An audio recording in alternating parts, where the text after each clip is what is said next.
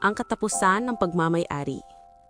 May 2. Offertory Reading Devotional. Likas sa ating pagiging tao ang maghangad na maging may-ari ng mga bagay at tila habang tumatagal, mas dumarami ang gusto nating angkinin. Ngunit iba ang pananaw ng Diyos sa mga bagay na ito.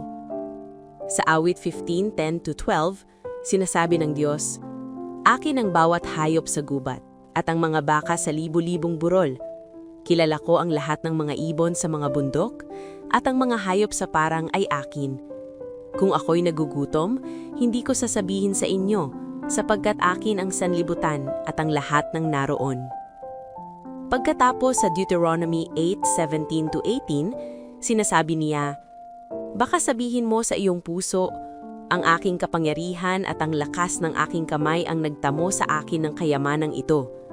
Ngunit alalahanin mo ang Panginoon mong Diyos, sapagkat Siya ang nagbibigay sa iyo ng kapangyarihang magtamo ng kayamanan upang itatag niya ang kanyang tipan na isinumpa niya sa iyong mga ninuno gaya ng sa araw na ito." Ang Diyos ang nagmamay-ari ng lahat at inaanyayahan niya tayong maging tapat na katiwala ng lahat ng ipinagkatiwala niya sa ating pangangalaga.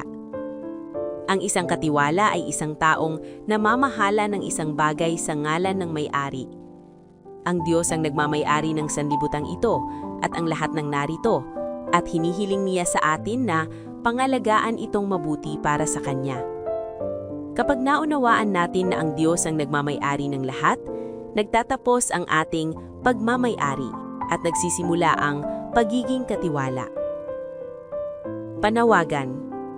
Sa pagbabalik mo ngayon ng ikapo ng Diyos at pagbibigay ng iyong mga handog na pangako, tandaan na pasalamatan ng Diyos para sa maraming pagpapala na ibinigay niya sa iyo.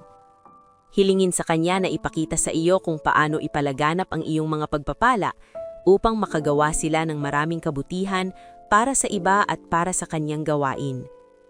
Salamat sa iyong matapat na pagbibigay ngayon.